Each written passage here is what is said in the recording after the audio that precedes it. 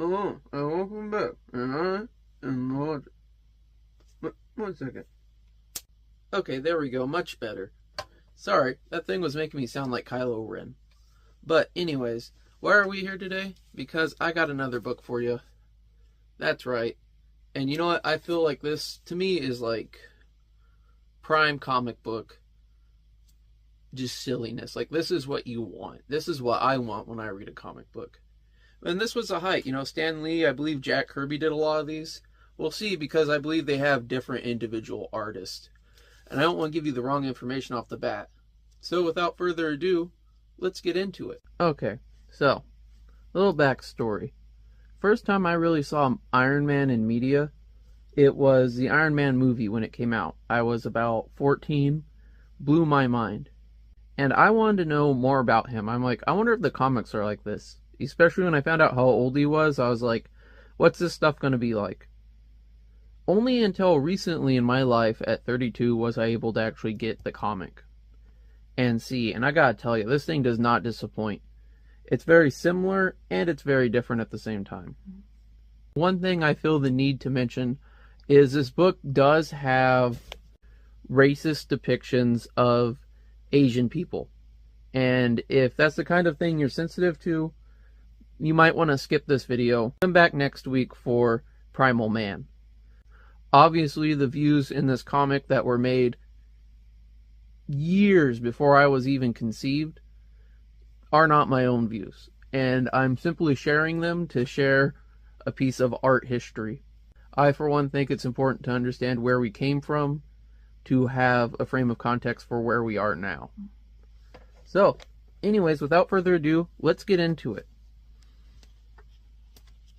Now, this is a reissue. It's a Marvel Milestones edition. And as far as I can tell, they only did it for the first 2 books. Which makes me mad, because this one has the second story in it, and then the second book has the second story in it, and then the third story. You want anything after that, you're going to have to buy some expensive comics. And you want to find one in bad condition, because you don't want to obviously sit there and read a perfect mint that's been sealed. I just hope that's not like with Pokemon cards and like a total ripoff.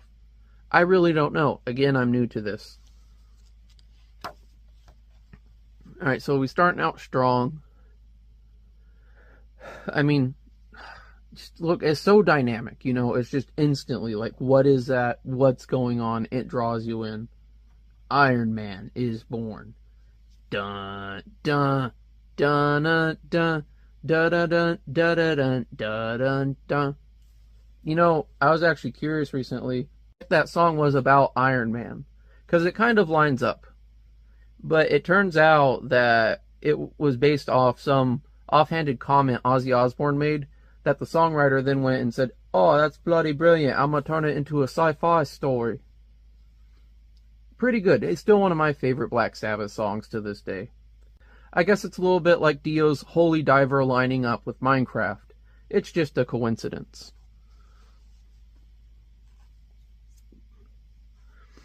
Okay, so we have Stan Lee, script by Larry Lieber, art Don Heck, lettering Art Schmeck.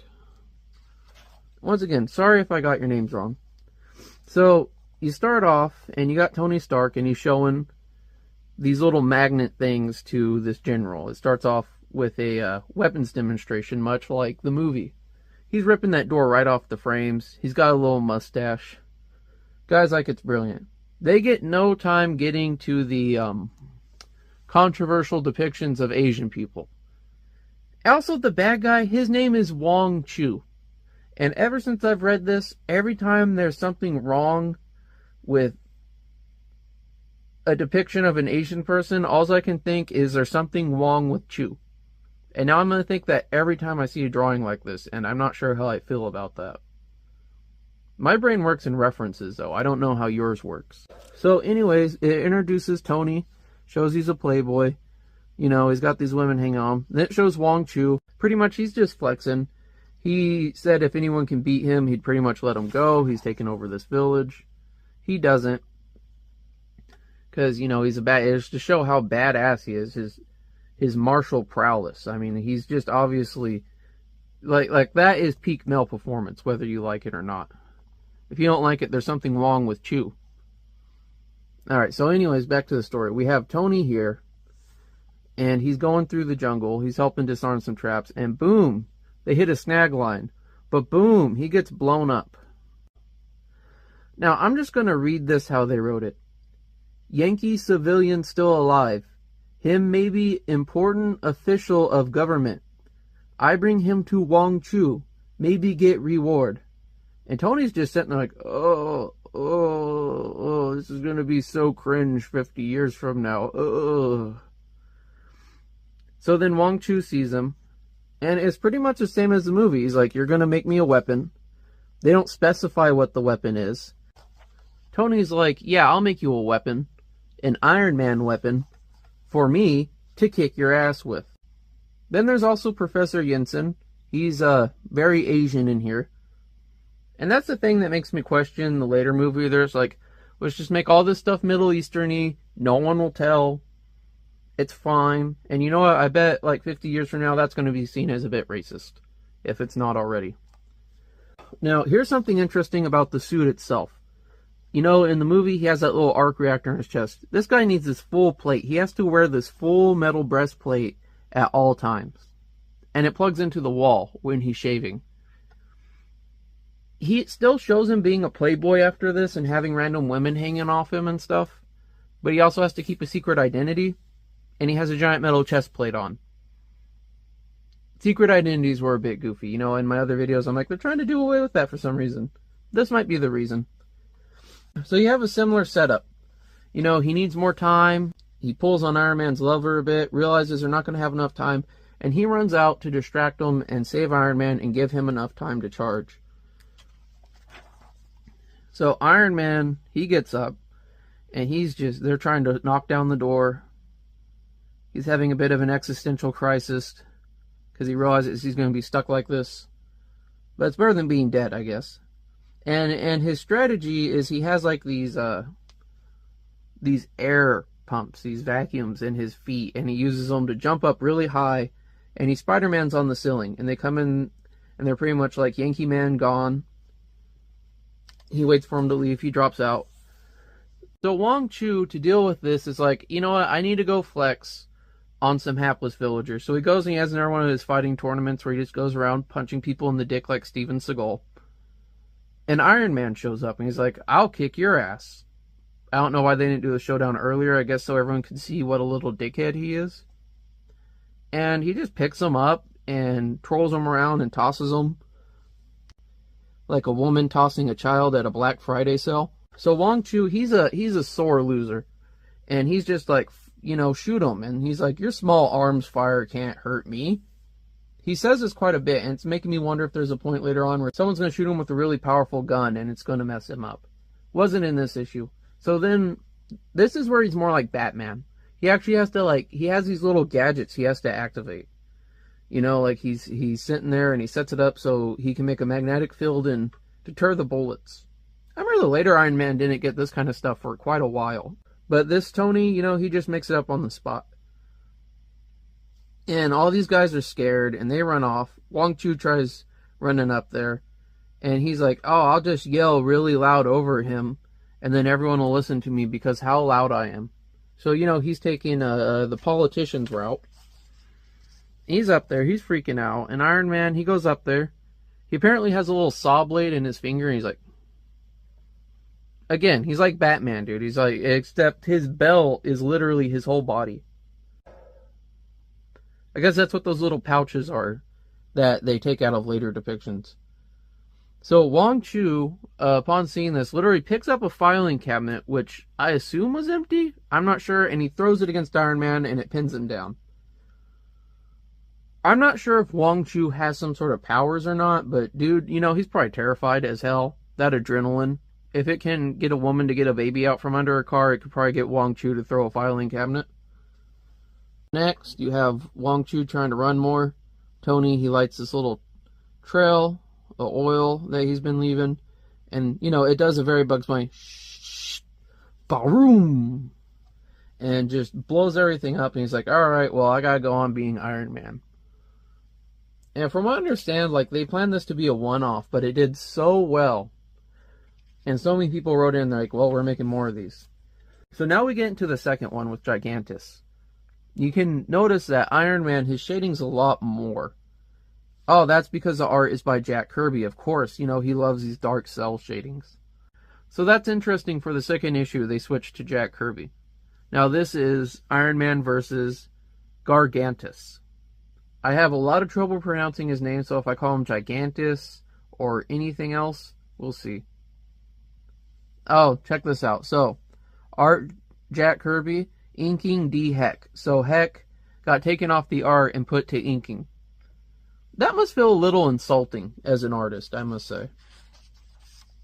This one starts out, it's stroking, Tony's so cool. He's showing these roller skates essentially to the army that make the soldiers go really fast so they can just speed down the highway. Now, if this was a Batman cartoon, that would be a setup to something he uses later. Not brought up again in this issue. I'm wondering if he'll get it in a later issue. But he pretty much starts flying after this, from what I understand, so he might just skip over that. It might have been like an idea, and they're like, nah, we're going to put it in there anyways. So it goes to him, and you see he's got the random women touching him and stuff. They should be able to feel his chest plate. I guess they just think he's wearing body armor. Well, he is wearing body armor. And he's like, I have to go sit in the bathroom and recharge now. I don't know if he doesn't have like an outlet by his smoking chair or something. Shows him going out at night, and this guy's trying to mug a lady, and he's just like, I'm gonna beat you up. He's Iron Man. There's this guy who shoots a ray at him, smashes the ray up. Oh man, I love this panel right here too. I'm gonna just, like, look at that. That's just beautiful. All those little circuits flying everywhere, the eyes, the inking. Like, that makes me feel a little release in the back of my head, like I just took a cool, refreshing drink of Dr. Pepper for the first time today. So this one, he's at a circus. It's like they had a bunch of small ideas, so he threw it out there. And all the cats break out, so he leaves his date, and he runs off to the hall. And you remember in the movies, I'm going to reference the movies a lot, how, I believe it was the second one, he had the suitcase, and he laid it down, and he put his foot in it, and then it would all up around him. So this Iron Man, his is like Mylar, apparently. He can just fold it up and unfold it, and then it becomes taut and hard somehow. So he just runs off, opens up his briefcase, starts putting on this suit, and he comes out all dun dun dun dun dun. I'm sorry, I'm not going to do that again. And here's a key part. Everyone is really scared of him. They're like, this is so terrifying. Screw these cats. Iron Man, this guy we know is here to help us. He looks scary. That's scary. So he wrestles a leopard.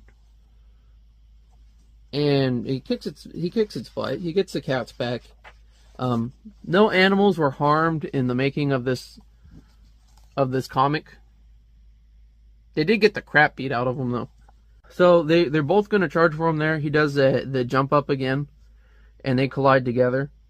And he's just going at it with the kitties, and then he shocks them all, and they run back into their cages.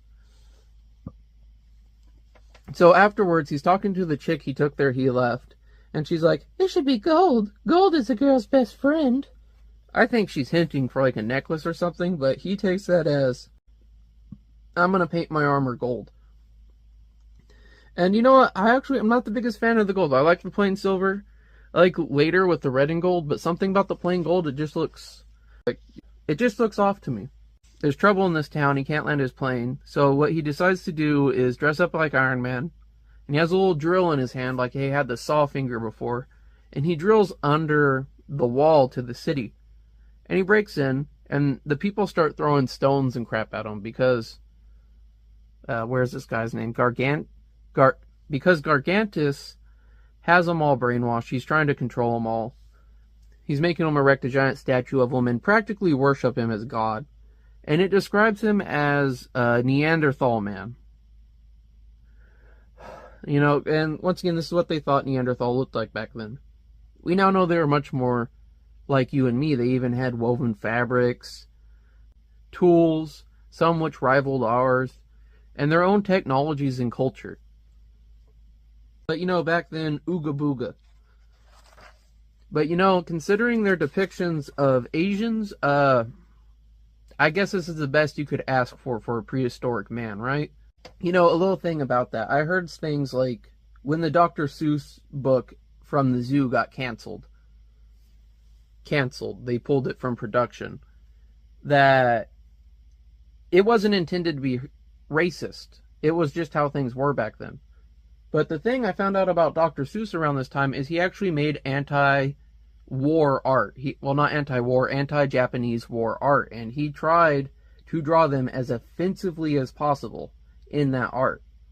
This is an omission by him because he hated them. He was a very complicated man with several personal issues.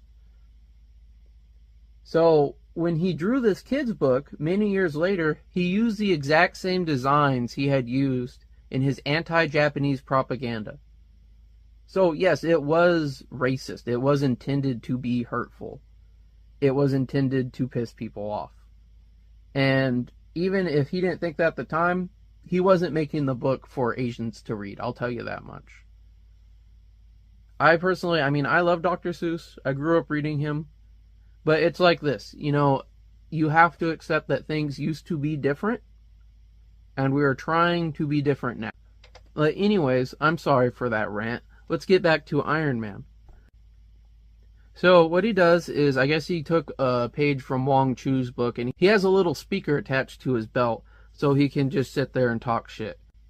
Alright, so the big fella's plan is I'm gonna grab this pole, and he twings himself at Iron Man. You have this great scene of just this Neanderthal man with this weird face just jumping at him. He looks like a pug, really, but just jumping at him, and his eyes are glowing, and Tony's like, what's up with that? So Tony, he tries fighting him. He gets whacked off the roof, and big fella's coming down for him. So they're fighting, he's smashing up the town square, and Tony's like, there's something weird about this guy, and he uses his magnets, and he throws out these magnets, because he realizes he's a robot. It literally rips him to pieces. And again, you get this beautiful scene where they try to make this look like it works in some way. You can tell like what is supposed to be what part of the body. It doesn't necessarily look like it all goes together and moves together, but I appreciate that. That looks so freaking miraculous, especially for what robotics were back then. So after that, he uses the spotlight he put in his chest. And he's like, look, there's a flying saucer up there. I would like to say that when I read this, by the way, I imagine it as Robert Downey Jr., but I can't do Robert Downey Jr. It sounds like a bad Charlie Sheen when I do it. So I'm not even going to try to sit there and be, unless you want Iron Man to sound like this. Yeah, that's weird. So Tony points out the flying saucer, and the aliens, these Muppet-looking guys, they start freaking out. They also talk about how Gargantus, they based him off of the people they saw the last time they were there. 80,000 years ago. So, yeah, things changed quite a bit. They just built a bigger version of what they saw. Thought, we're going to come back and we're going to be gods to these people. And you know what? They got their shit wrecked. You see that? That's the face to fuck around and find out right there. So they run off like little, so they run off. They're cowards. And Iron Man, he saves the day. He opens up the wall. The troopers are thanking him. The girl is thanking him. Great classical ending. He fights a giant monster thing. Uses some goofball tactics to get it done. So next you have this cool little segment all about Iron Man. It has Crimson Dynamo, my favorite. Black Widow, which I was surprised to find out through this that she started off as a Iron Man villain. So did Doctor Strange, but there's a little argument about whether it is or not, but we'll get to that in the next Iron Man video. Don't worry, I plan to cover that. Look, this one's presented by Don Heck again, so I guess they switch back and forth. And that's just kind of showing like how he does some of his stuff, how his suit works. I really like this version of Iron Man, even though he has nipples. I question the nipples, but, that's art. So, like, this is what many would consider early Iron Man, proto-Iron Man right there. And, it's beautiful. When the art gets to this, I cannot wait to get to this point. Oh, also here they talk about how his outer suit, the yellow, is made out of chainmail. And it's like, That's not as good as you think it would be. I liked it, you know, the Mylar fabric stuff might be a little bit better for the kind of threats he's facing in the modern world. Well, that's Iron Man. Let's get to the next one. So, just give you a second to take this in. Now, when I said he's one of the stupidest characters I read in fiction, I meant that. What I didn't tell you is it has some of the most gorgeous artwork. When I first saw this, I just stopped. I stared at this for half an hour. I'm not even joking. It's just so beautiful, both of them. The colors, the setup. I mean, this dynamic pose through the tunnels. It's just freaking beautiful. Now, this one is called The Man in the Anthill. And I'm sure some of you are thinking what I might have thought, well, it's not Ant-Man. Well, it is, because this is about Professor Pym, the guy from the movie. Have you seen the movie? So the guy that Paul Rudd steals the suit from, it's this guy. So it starts out, he's making his shrinking formula, and I really want to test it on biological agents. So he decides to start by testing it on himself. He sets one of the potions over here on the desk, that's the growth potion, and he pours the shrink potion on himself. And he shrinks down. How's he going to get it, right? How do you think this guy, who already made a mistake, how he's going to rectify that? He runs outside. For some reason, he runs outside. There's words saying why he did, but it doesn't make... He just runs outside, and he sees an anthill. The ants start chasing him, and the ants start chasing him, and his thought process is, oh, geez, there's a bunch of ants. I already messed up leaving the growth potion and running outside. Oh, I know, I'm going to run into an anthill. That's obviously a great place to get away from ants, is by running into their anthill. And this is why I say he is the stupidest person in fiction I ever read. I don't know. Maybe they just threw this story out quick. They just wanted something to happen. They didn't know how to get it there. I get it. These were like monthly little issues. It was a small story.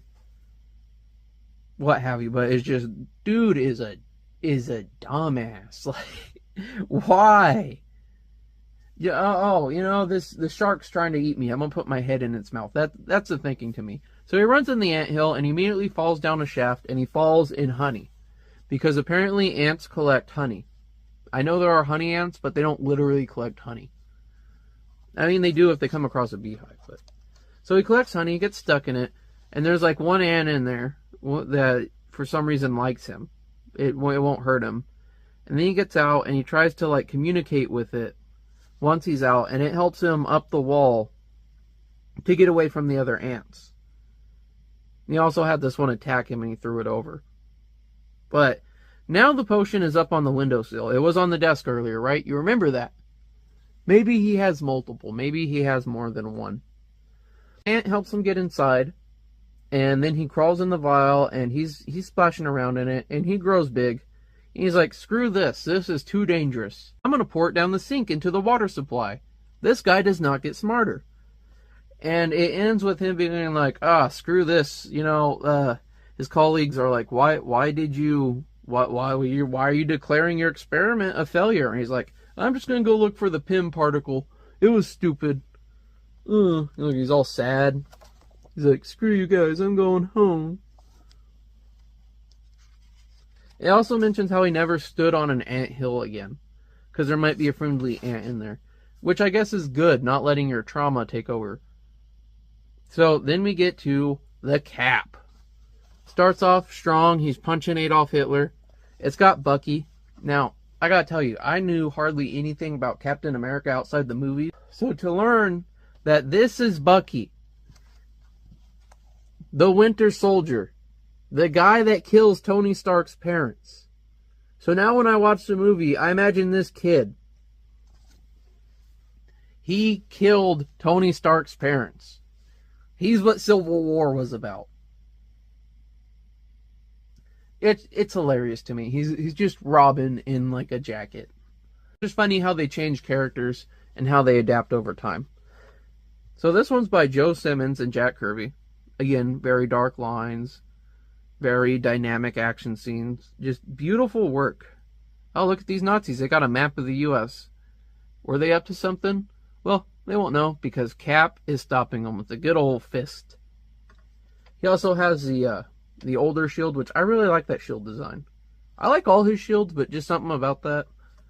There's a certain design for Captain America called WW2 Captain America, where he has that shield and his outfit is like a mix of soldier's clothing and his captain outfit, and I think that one looks really cool. Oh man, I never noticed these giant bells on his boots. So it starts off strong. It's got this obviously evil looking dude blowing up some shit. It's a terrorist attack pretty much by the Nazis. They're trying to steal pretty much the super soldier serum. This woman, you know, she's in on something. She's like, I gotta get my gat. But, you know, actually she just lets them through. She just lets these guys through. And she takes off her face, and she's actually super hot. Now, I'm not sure if this is the British chick from the movie. Once again, I don't know very much about Captain America, but this made me want to read more. So I'm going to try to get some more Captain America. And it just gets immediately, and there's, you know, the little Tweedly guy that's going to become Captain America. He doesn't have a trash can lid shield. And they inject him with the serum, and he starts glowing and getting the wavy lines around him, and he just hulks out. I mean, like, look, dude is just ripped now. Like, you know, for just 10 cents, you can get the secret to a better body. Steroids. Seriously, though, you do have to actually work out with steroids. You can't just take drugs to get ripped. Don't think that's a good idea. Public service announcement. Stay safe. So, much like the movie, then someone tries to shoot the guy. Cap, he punches him. There's no chase. There's no him throwing Kid into the river and him being like, it's alright, I can swim. So, you know, it smashes up all the stuff, so they're not able to create another Captain America, essentially. Oh, here's this funny spot where these Boy Scouts are talking about Captain America, and they miscolored the A on his hat. The little wings, too. I enjoyed that. I can tell you as an artist myself, everyone does that, especially when you have multiple people working on something. It's something that's unavoidable, and seeing it professionally makes me feel better about my own stuff. So it just wraps up. It's just him talking about how awesome he is, how he's gonna save America. It is very, like, propaganda-based. It was a very short story, but it left you wanting more. You know, when I was a kid, Captain America was kind of a laughingstock. He was like the lame superhero until the movies came out, and I think it made the overall public appreciate him more. It certainly made me appreciate him more. So one last thing is they included in here is you could send 10 cents and get this Member Sentinel of Liberty card saying that you're going to help Captain America, you're going to watch America, and you're going to defeat the Red Scum. Could you imagine, like, if a comic book nowadays did this? Just the backlash, the outrage, the angry Twitter videos. You know, I get nationalism is a touchy subject nowadays because of how it's been handled in history, but I don't think there's anything wrong with being proud of where you're from and wanting to defend your home from threats. I think the only thing wrong with it is when you let your fear cause you to create atrocities. But you know what? I think that's what a lot of these comics are about. They actually have very good lessons about this kind of stuff. Just because this is a reissue, we have a Game Boy Advance ad for The Incredibles.